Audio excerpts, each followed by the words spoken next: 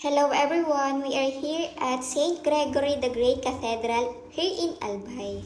By the way, I am Eleanor Abarrientos and for today's video ay magde-decorate kami sa entrance and aisle ng simbahan na ito dito sa Albay. Yung kinasal pala dyan ay si Pitts and Lily na kung saan ay yung reception nila ay yung inayusan namin sa Bangkuran, Legazpi City and in-upload ko din yun dito sa aking YouTube channel ko. The materials that we used are Roman vase, artificial flowers and leaves, yung kahoy na papatungan or yung box na pinatungan ng mga Roman vase, panel boards, and salago, and floral foam. And gumamit din kami dyan na mga bato na nilalagay dyan sa vase para hindi siya matumba in case na mahangin. So, naset up na namin dyan yung mga vase na panlagay sa aisle ng ating simbahan. So, ayan, yung tinutusukan dyan ay yung floral foam. Yung boxes naman ay pinalutan lamang ito ng Gina cloth na puti. Inaayos na namin yung mga vase na panlagay sa aisle natin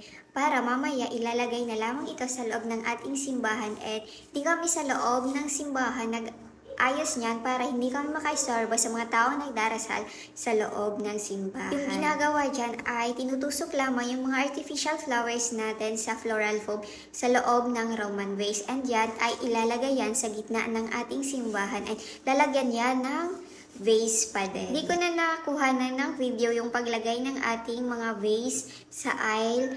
And yung clip na nakuhanan ko na lang ay yung paglalagay ng Gina cloth sa gilid ng ating aisle. Ayan lang yung ginawa namin siya. Naglagay ng Gina cloth sa gilid ng ating aisle and yung mga vase. And yan yung entrance namin. Ganyan lang yung pag-setup namin. Merong panel boards, mga artificial flowers and leaves and ayan. Yung ibang pag-setup ay hindi ko na nakuhanan since church ito and nahihiya rin ako mag-video sa loob ng simbahan natin. Kaya ayan lang yung mga clip na nakuhanan ko. Nung college kasi kami, nung nag-tour kami sa ibang lugar dito sa Albay ay pinagalitan kami dahil bawal daw mag-picture and videos sa loob ng church. Pero yung ibang simbahan naman ay pwede naman.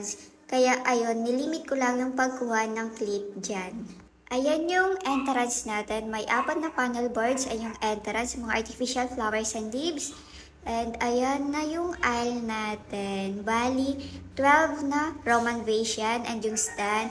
Ganyan lang yung setup namin. Yung ginamit namin dyan na flowers ay all white and yung mga leaves para malinis tingnan. Yan yung aisle natin. Super simple lang ito. And all white lang yan na ginamit natin dyan. Ayan yung naglagay kami dyan ng Gina cloth sa gilid ng aisle and yung sa may entrance lang. And yung sa unahan ay hindi na kami naglagay. Nagde-decorate kami sa venue or reception ng kasal, birthday, anniversary, and graduation. Yung location namin ay Legazpi, Albay. Wala po kami sa other parts of the Philippines like Manila, Bisaya. Basta around Albay lang po kami and sa mga taga Legazpi, Albay dyan, if you are interested or nagandahan kayo sa mga decoration namin, you can send DM or you can send your inquiries sa Facebook page namin na RCNTSD Party Creation. Re-replyan naman kayo ng aming team dyan. Hanggang dito na lamang po ang aking video. Thank you for watching and please don't forget to follow my page, Eleanor, and subscribe to my YouTube channel. Thank you po!